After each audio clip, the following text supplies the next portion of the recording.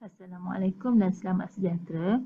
Hari ini kita akan masuk tajuk seterusnya iaitu lita bersiri dan lita selari. Okey, boleh tengok buku teks muka surat 118 dan 119. Okey, apa itu lita bersiri dan lita selari? Mentol dan komponen elektrik boleh disambungkan dalam lita elektrik dengan dua susunan iaitu bersiri atau selari. Maksudnya, lita bersiri dan lita selari ini ialah sejenis susunan. Okey, susunan. Sama ada awak nak susun mentol tu, okey, dalam bentuk lita bersiri, okey macam ni, ataupun awak nak susun mentol-mentol tu dalam bentuk lita selari. Okey, apa beza antara lita bersiri dengan lita selari? Okey, kita tengok lita bersiri dulu. Dalam lita bersiri, setiap mentol disusun dalam bentuk satu rantai. Okey, awak tengok gambar ni, mentol ni ada dua, dia susun bersebelahan. Kalau nak tambah satu mentol lagi, okey kata letak kat sini, okey dia masih dalam rantai yang sama. Okey, nak letak sini pula ke? Okey, masih dalam rantai yang sama. Jadi, dia ada satu rantai lita elektrik. Berbeza dengan lita selari. Dalam lita selari, mentol disusun dalam bentuk cabang yang selari antara satu sama lain. Okey, maksudnya dia dua mentol juga. Okey, tapi dia jalan raya dia berbeza, rantai dia berbeza. Okey, kalau dalam buku ni dia kata cabang dia berbeza. Okey, yang pertama dia akan lalu cabang yang pertama, okey rantai yang pertama kat sini. Okey, mentol yang kedua dia akan lalu cabang yang kedua. Okey, ataupun rantai yang kedua. Okey, di sini. Okey. Cabang lita elektrik kedua yang terletak secara selari dengan cabang lita elektrik yang pertama. Okey, apa benda maksudnya ni?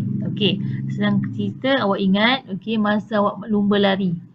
Okey, lumba lari setiap orang ada lorong masing-masing kan? Lari 100 meter. Samalah. Okey, lita selari. Nama dia pun selari. Jadi setiap mentol ni dia ada jalan raya dia masing-masing. Katalah awak nak tambah satu lagi mentol. Kena buatkan jalan raya baru untuk dia. Okey, tambah lagi mentol keempat. Tambah lagi satu jalan raya baru untuk dia. Okey. Kita tengok pula maklumat di kotak biru yang bawah ni. Okey. Berdasarkan susunan lita yang telah kamu pelajari, berapakah laluan arus elektrik yang mengalir dalam lita bersiri dan lita selari? Okey, kalau lita bersiri mempunyai satu sahaja laluan untuk arus elektrik mengalir.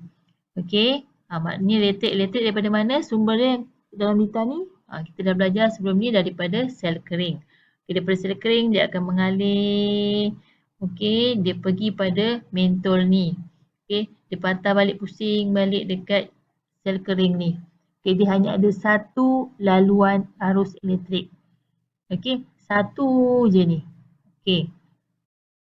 Untuk lita selari pula, dia mempunyai lebih daripada satu laluan untuk arus elektrik mengalir. Okey, awak tengok sel kering ni, daripada sel kering ni dia pergi yang pertama, laluan arus elektrik yang pertama. Okey, dia pergi pada mentol yang pertama. Okey, patah balik. Okey, untuk mentol yang kedua pun sama, dia mesti daripada sel kering. Okey, daripada sel kering, elektrik dia mengalir, pergi pada mentol, okey, dia patah balik pada sel kering. So, kalau dalam ni, dia ada dua mentol, jadi dia adalah dua laluan arus elektrik.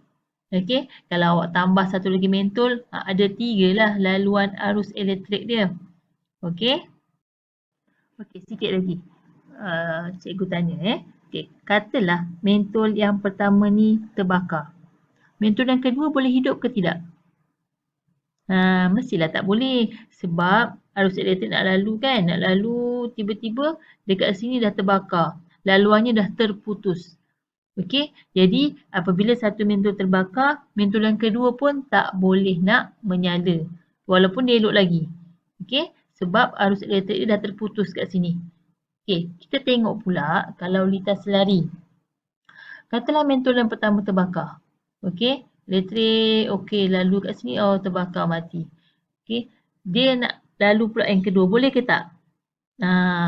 Boleh kan? Sebabnya elektrik ni lalu tak terganggu pun oleh mentolan terbakar tadi. Dia boleh lalu dan mentolan kedua ni boleh menyala walaupun mentolan pertama terbakar.